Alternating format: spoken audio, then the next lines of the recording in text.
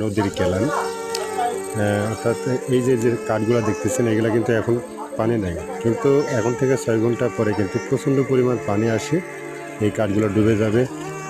এখন যে ব্রিজের খাড়া আছে এই ব্রিজ থেকে পানি কিন্তু বেরিয়ে যাচ্ছে, কিন্তু 6 ঘন্টা পরে কিন্তু এই ব্রিজের পানি এই ভরি এদিকে কিন্তু পানি কিন্তু উল্টা মুখ আবার চোট নেবে। আমি এই ভিডিওটা আপনাদের মাঝে তুলে দেবো ইনশাল্লাহ। ভালো থাকবেন। আসসালামু আলাইকুম ওয়া রাহমাতুল্লাহি ওয়া বারাকাতুহু।